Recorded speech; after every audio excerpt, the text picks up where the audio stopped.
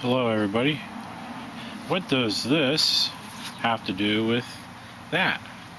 Well, it has to do with if you were in a long-term emergency situation with no power and you couldn't run your pool pumps, couldn't get access to chlorine, well, what would happen with your pool? Well, I normally in the winter time when the water's too cold, I normally don't run the pump at all and I just kind of leave it. I keep it chlorinated to keep the algae in control, although you're still going to get some. And this is what you're going to get. They will get some things on the bottom which you can get out with a skimmer, but if you keep it highly chlorinated, you'll keep the algae from getting out of control. But this is what you're going to have happen. And I will be cleaning this up probably in 3 or 4 weeks when the water starts warming up substantially. It's still in the 60s right now. Nobody wants to swim. I can keep it looking a little better than this, okay? But this is just an example. But this is what you'll run into in that kind of a scenario with no power long term. Now, that doesn't mean you can have the pool just turn into like a scuzzy, scummy looking, algae fest. Although algae isn't bad for you, it does help to clean the water.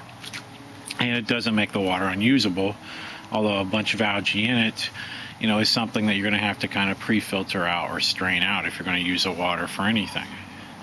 Mainly, I would use my pool for water for irrigating my plants, watering my vegetables and fruit trees, giving them some water during the dry season, especially when I need it. That's the main thing I would use it for. I probably wouldn't use it too much for drinking water, although I could if I treat the water appropriately. But basically, as you can see here, you can see how water has evaporated and see how far the water is down below the skimmer level. And that's going to happen here, especially in the dry season in Florida.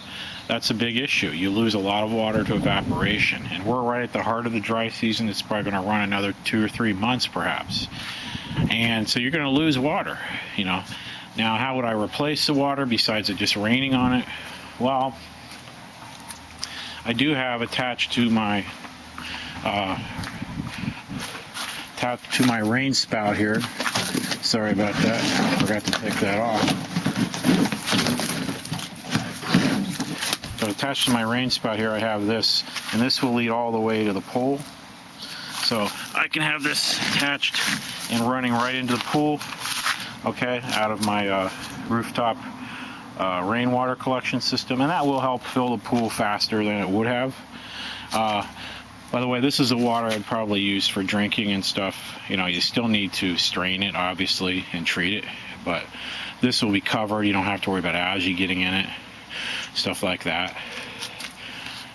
And I have about 200 gallons worth right now that I can store from rainwater, plus other sources. So anyway, that's how I would help get the pool filled faster.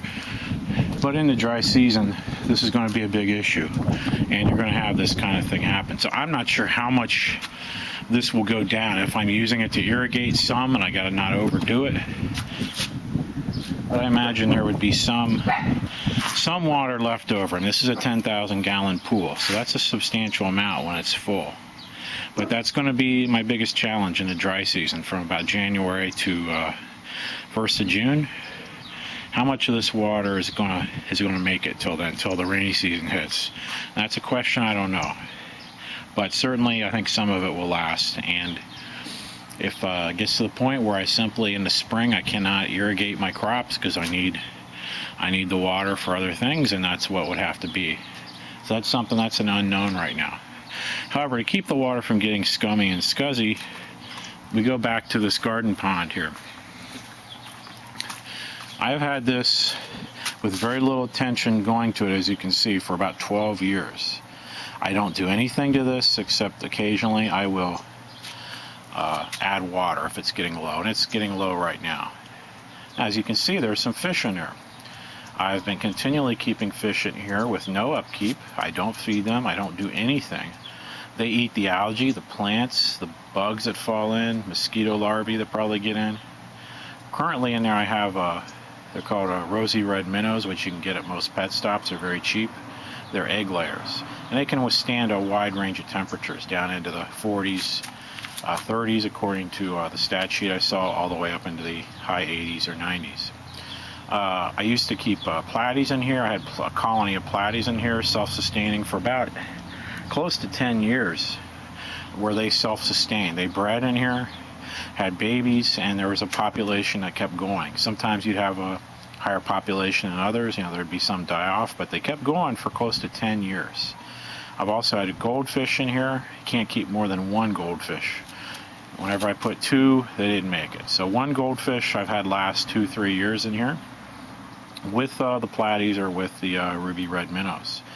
But the point of this is I can start transplanting plants if I have these standing garden ponds. Now, in here is primarily water lilies, but I have had, in the past, I had water hyacinth in here, and they did quite well. And water hyacinth, if you're not familiar with it, is a floating plant. It is actually edible, and you could use it to eat, but it just propagates like crazy. It spreads like crazy, and that's why it's considered an invasive species here in Florida.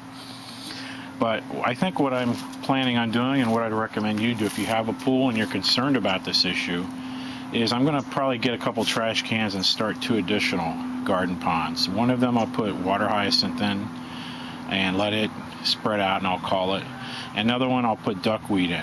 You can find videos of duckweed on YouTube. There's lots of stuff. Both of those are edible. They can be used for fertilizer. They can be used for animal feed.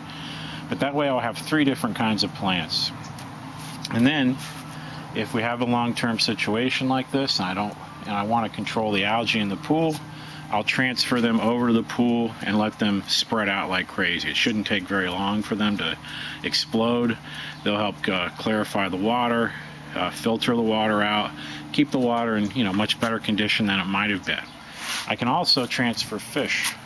So I can transfer some of these ruby red minnows, because one of the big problems is, well, the pool has access to the air. I don't have a cage over this. I used to. Hurricane took it out, and we decided to fence the yard instead of putting a cage up. But you got mosquitoes who will breed like crazy, and you don't want your yard being a mosquito factory. So you got to get fish in there, okay, to control the mosquitoes. So I got fish in here I can transfer. I'll put fish in the other 2 if I start those, which I'm planning to maybe in 2 or 3 months. I'll try some platies again too, but I'll have fish in the other one. So I'll transfer fish and plants directly into the pool and create kind of this self-sustaining habitat, which I have here. Now this does actually different times of the year look pretty nice. Again, every now and then I'll clean out the bottom. I'll take some of the gunk out of the bottom, but it's not really that necessary. But I can clean some of the gunk out, and it actually makes good fertilizer, the rotting plant material, and I can put that on my plants. Now, back in the canal, there's also fish down there that look very much like platies or mollies, because this is there's a fresh water that flows into this canal on the other end, less than a mile down the road. So this water is not that salty. In fact, most of the time of the year, it's in fact almost totally fresh water. So the fish down there, in all likelihood, if I transferred them, especially if I acclimated them properly, could probably live in these freshwater little ponds I have. And in fact, I might actually try that if I start a couple new ones. I'll take a few from the canal and see how they do and see what happens. But that's another place where I can get fish. The reason why this might be a good idea to do in advance is if you have an emergency situation, it might be very difficult to get fish unless you're very near a pond or a place where you can get them. People's aquariums, or if you have them, how are you going to keep them alive? How are you going to keep them going while the pool's chlorine is going down? I will try to keep my pool chlorinated as long as possible, but there's going to be a limit to how long I can do that. And in the meantime, what happens to people's aquariums where they might have fish or goldfish or mollies that you could actually use? Well, they might die because they're not going to have access to electricity. They may not have the proper setup to keep them alive. So then you're going to potentially have to go out to areas and try to collect them, which may or may not be, possible.